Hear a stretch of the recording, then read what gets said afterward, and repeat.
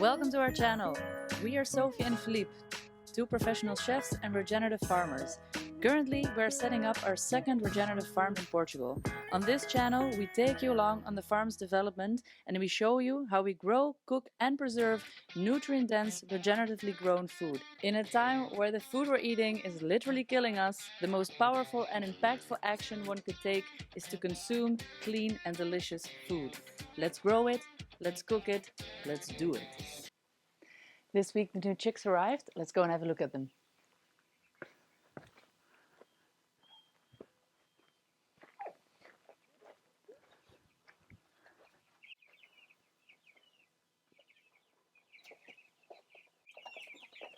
Always makes me very happy seeing these chicks in the sun. This is where we have our coffee now every morning. Get up, walk to the birds, open a trailer, give them some light, have a little coffee, and if it's not there, we're in the greenhouse having coffee with our little baby plants. The beginning of the year, it's really the time that, new life is erupting, and baby chicks are like the best embodiment of that feeling, and I love standing here.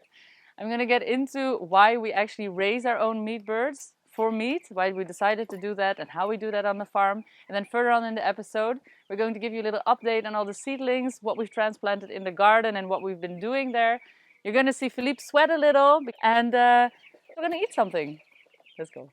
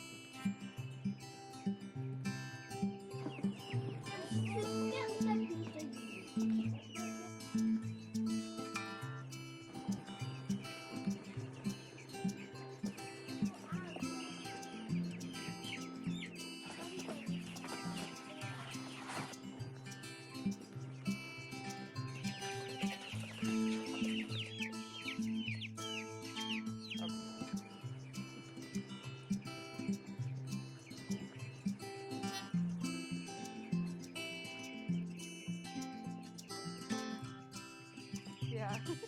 Okay. I think those one were actually the last ones.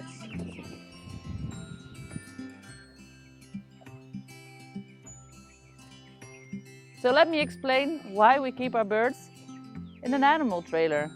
Obviously, it's not 60 little ponies in this trailer. There are 60 little birds. So we found this to be a really great solution for our brooder problem. So the brooder is the area where the little chicks remain until they are completely feathered. That is when we put them out onto pasture. And I'll show you one of these bold geezers in a minute, but not all of them are fully feathered yet. And that is why they have to stay in a space that is well covered, where there can be a heat lamp and where they have a clean and dry bedding. We started using the big trailer as our brooder when we realized how easy it was that we could move it to wherever we wanted on the farm, in this case close to electricity, since you're going to need a heat lamp. And we like how easy it is to clean, because obviously the trailer is built to be cleaned after every transport, so we can just hose the whole thing down and we can even drive it close to our compost when we want to take out all of the bedding. We do stacked bedding, so deep bedding, which means that we start off with one layer, and as long as the chicks are in here, we just keep adding a fresh layer of sawdust. So then when we want to get that out, when they go out, we can easily put the trailer in front of the compost, scoop it all out, drive it back up, hose it all down, done. Perfect. Now, would I recommend you buy a trailer just for this purpose?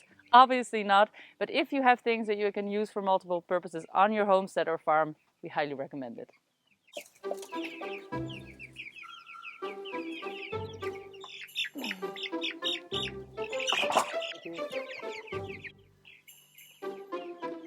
This one's quite boldy, right?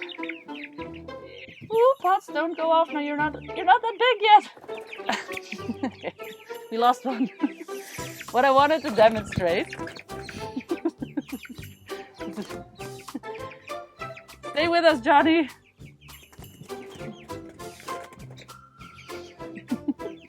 all. Lost them all. They didn't want to cooperate.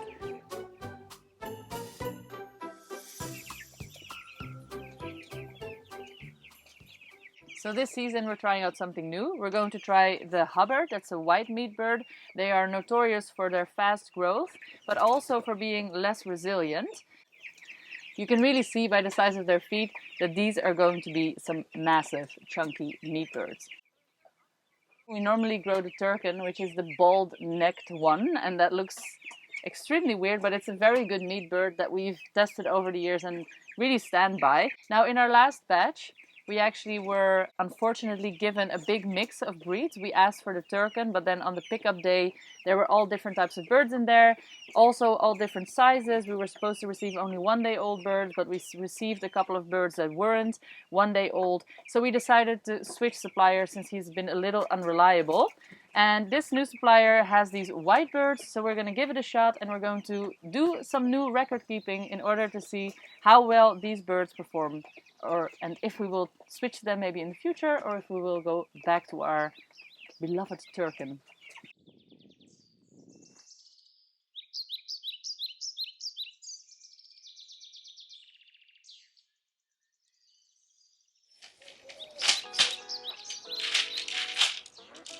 Early this week, we built a structure for our broad bins. We use old wooden sticks and recycled metal wire.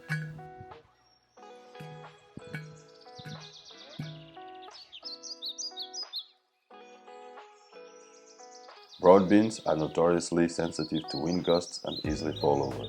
We hammered in the poles while trying to keep things as level as possible with crooked sticks.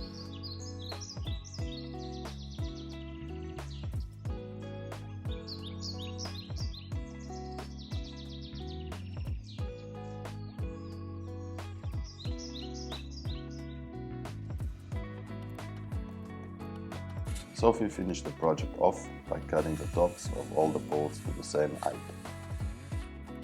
The beans are already starting to flower. We are really looking forward to the first harvest in May.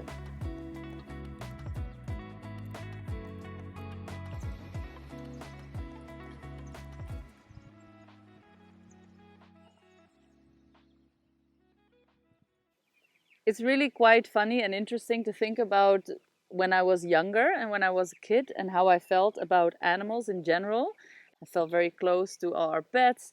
I used to have hamsters and rats, and we had chickens and dogs and cats. There was no shortage of domesticated animals in my life growing up, and I felt very deeply for animals, even to the point where if I would be driving in the car and we would pass any type of roadkill that my parents or my biggest sister, she would just like shield my face so I wouldn't see it, because they would know if I would see an animal dead on the road that I'd be there bawling my eyes out for hours. That's something that I sometimes think about now, because now I'm the same person as I was when I was, that child crying for every animal that was in pain ever. And now I sometimes pluck 60 birds in a day and do that without any emotional attachment. And I personally think that that's a very interesting concept. And I'll try maybe to explain you guys like how I've gone through that transition from being the person that would be, unable to see a cat on the road hit by a car, to the person who's now cold-bloodedly slaughtering tons of chickens a day. And I'll explain to you. So basically, I still think that that is very much relatable and makes sense. And that is that over the years, of course, I've not succeeded in becoming a vegetarian. I've tried once for 1 day, which wasn't a very great commitment. But I think I sort of instinctively knew that that wasn't for me. Like, I wanted to eat meat. I love meat. I eat meat. I have a serious physical desire to want to eat meat. And the thing that bothered me for a very long time was this idea of suffering of animals, and also the mistreatment or the maltreatment of animals.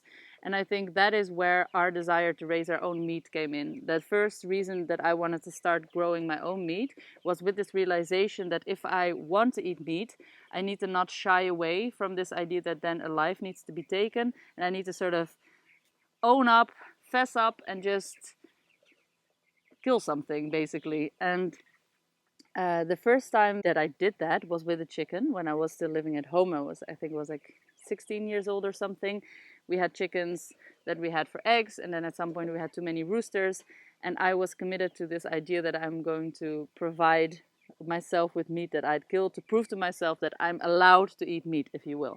Now, I knew, of course, that those chickens had a great life and went about it by slaughtering my very first rooster, which, by the way, was super tough, and I cooked for like 6 hours and it was still very tough, so the actual meat eating experience was not great. But I did manage to kill that bird and scald it and pluck it and prepare it, and I had then for the very first time in my life experienced that feeling of, okay, this is what it takes, this is what it means to raise your own meat and then actually kill it. And the reason that I could kill that animal in good conscience, I think, was because I knew that it had had a good life. So once I had been able to kill my first chicken and I basically realized that I'm okay with this, I'm capable of doing this and under the right circumstances, I then moved on to pigs, and I actually took a butchering course after my cooking degree, and we raised our own pigs in our backyard in our suburb residence in Belgium. And once we had slaughtered those, I was like fully convinced and committed to this idea that if an animal has a great life and gets to express its animal instinct, scratching the floor, eating grass, eating worms, then I'm okay with killing them and I'm okay with eating them. Over time, our vision on what great meat meant changed, and on our farm currently we have 3 requisites before we consider meat actually top quality, great meat that we want to eat and we can stand behind. The first one is that we don't want our animals ingesting any chemicals, so we feed them 100% organically certified food. This is mostly to prevent us getting those chemicals in our bodies, but of course also for the health of the animal. Then the second thing is that we want our animals to be able to express their nature, meaning that we want chickens to peck at worms, scratch grass. We want pigs to live in communal groups and have a jolly old time together. We want our cows to be able to graze, and any other animal that you can think of to be able to do what they are born to do, if you will. And the third requisite for good meat in our eyes is not only that it feeds us, but that it also helps us in our fertility program. And on our farm, we are trying to do nothing more than to grow fertile and resilient topsoils. This is because we want to ensure fertility for our future generations to come, making sure that if our kids wanted to, they could also profitably farm on a place like this. And secondly, we then get to enjoy even higher yields. Because when our chickens, for instance, lay down their feces and improve the quality of our grassland, we then get to eat more sheep's meat, for instance, as higher productions of grass convert into higher production of meat. Are you improving the soil on our farm? What are you doing here? Living the good life. Look at her, she's so sweet. Hi. Nowadays there are a lot of discussions about if one should eat meat or shouldn't eat meat, and if you ask me, that is the wrong discussion. We are having the wrong discussion. It is not about if we should or shouldn't eat meat. It's about what meat are we eating. And I think responsibly chosen and ethically grown meat is something that should be celebrated, supported, definitely enjoyed. And maybe we should all eat less meat, but really we should mostly just eat good meat.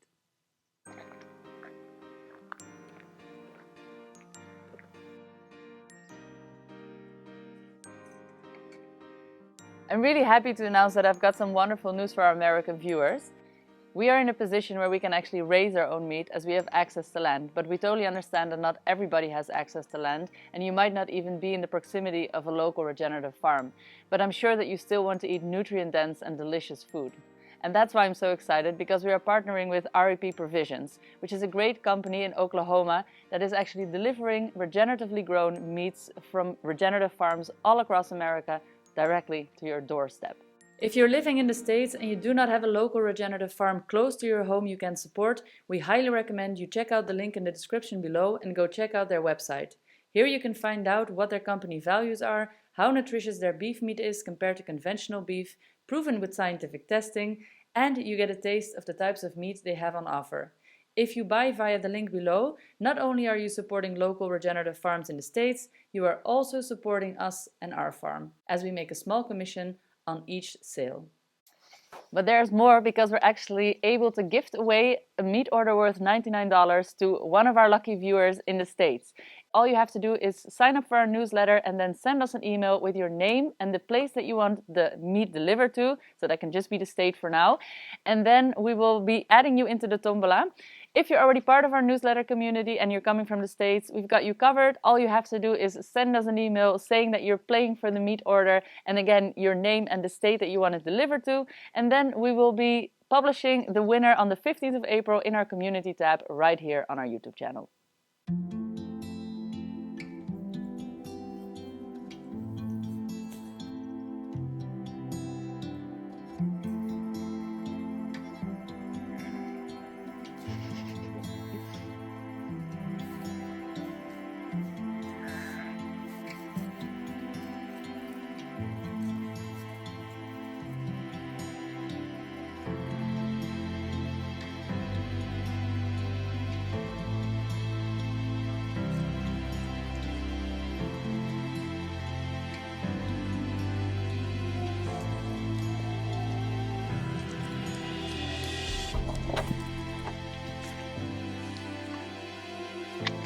Meh.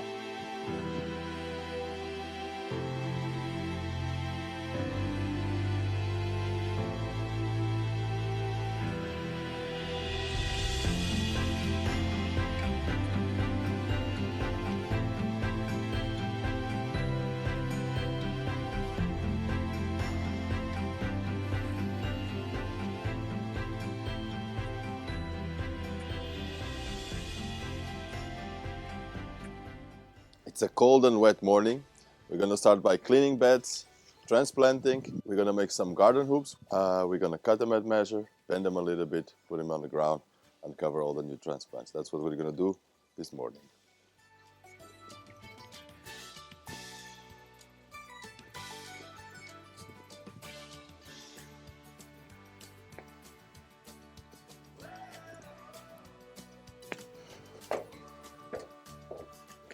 This morning we're going to do a bunch of these little hoops. They come in the round shape, so it's quite easy to make them. They're already made. We just need to cut them and then just open them a little bit and the hoop is done. Our beds are 75 centimeters broad. This hoop is 1.80 meters long. It's going to give you a small tunnel more or less to the height of your knee. It's perfect to put on the garden and cover our little transplants for the cold.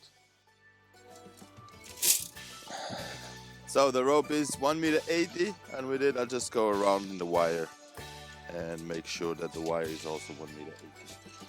Now, moment of that truth.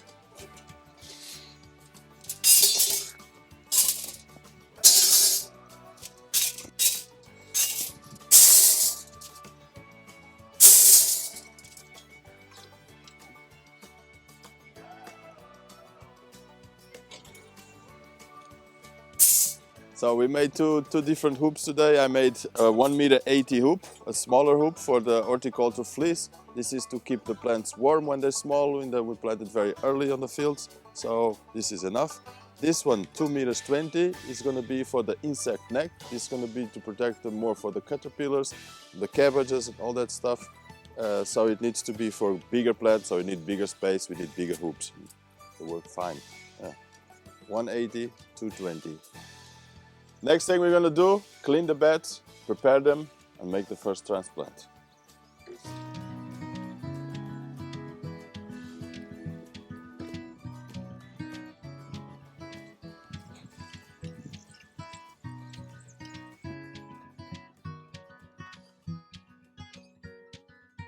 Some of the seedlings were ready to go into the garden. First, we cleared out the old bed of beetroots and then prepped the beds. We then transplanted our chard and 2 types of kohlrabi.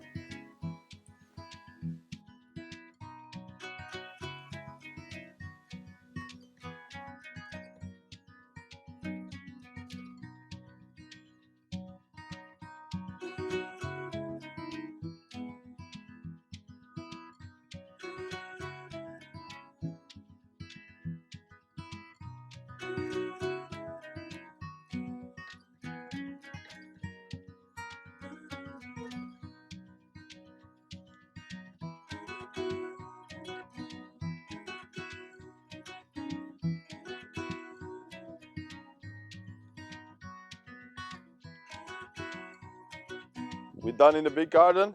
The beds are prepped, are done, nice and clean.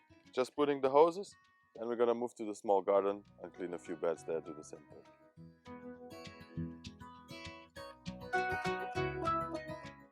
Some true miserable weather. Let's quickly clean these second two beds here in the small garden behind me. Then we can transplant. A much more fun job.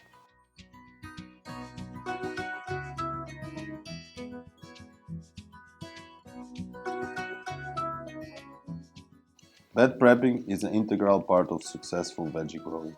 We add compost to our beds at least once a year, but preferably twice. We also broad fork the beds to aerate the soil and make it easier for roots to grow deeper. Now that the seedlings are up by the house, getting them to the garden is slightly more labor intensive. In the small garden, we transplanted our spring onions and beetroots.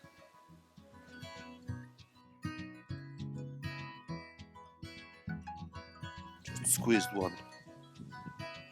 Right there.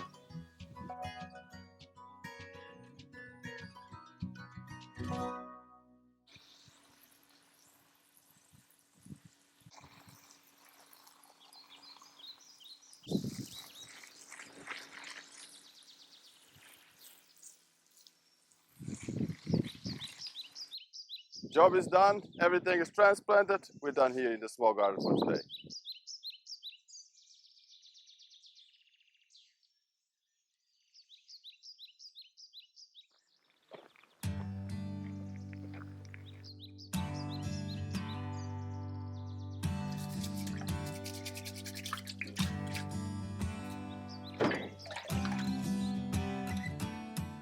The beds are clean. That means we have tons of like tiny little veg that now we're going to use. I have these mini carrots and I've got some tiny beets. It's always a bit of a bummer to have to clean very tiny vegetables and scrub them all clean, but I've suffered through that. Let's make some lunch.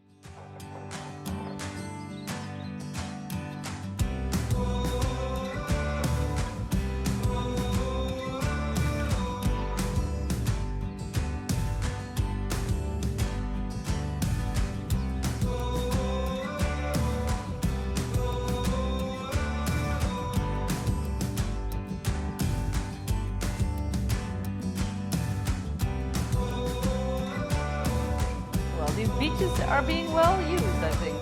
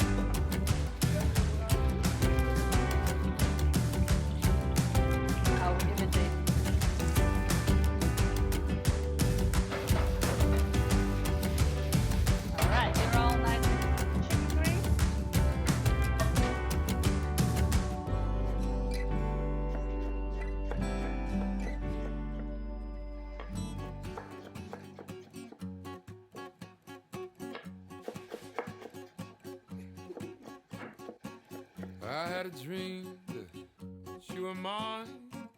You lit the flame right over the line. This is looking delish, no? On my darkest day, Your potatoes. like a balloon under the sea, I rose up from pressure beneath, so gloriously, uncontrollably, that all cut off me.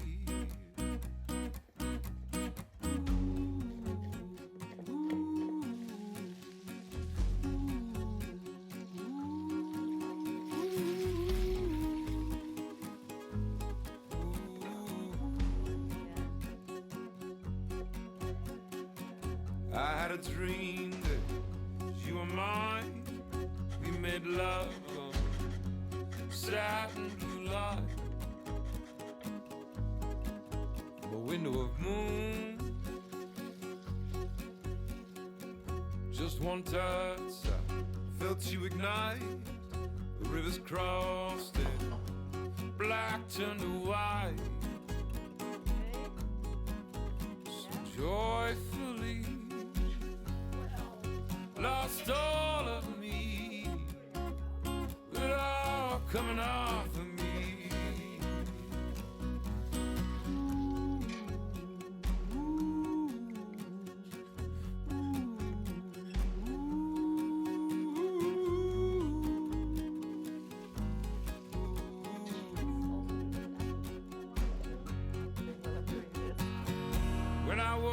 When I woke up, you were just a trace in my blood. So from a crackling sea, just electricity. When I woke up, you were just a trace in my blood. So from a crackling Let the feast sea, begin. just electricity.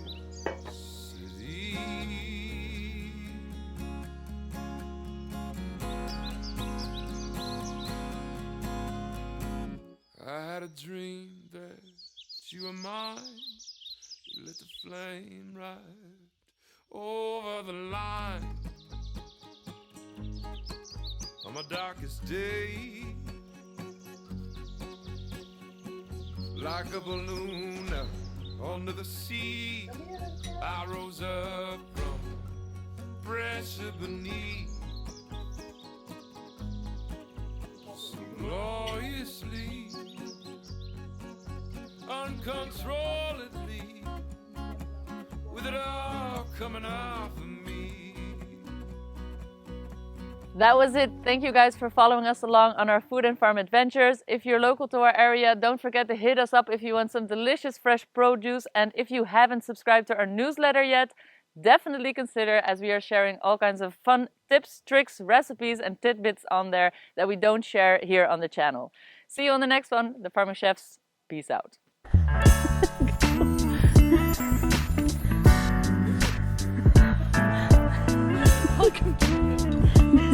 Two people very proudly presenting their job.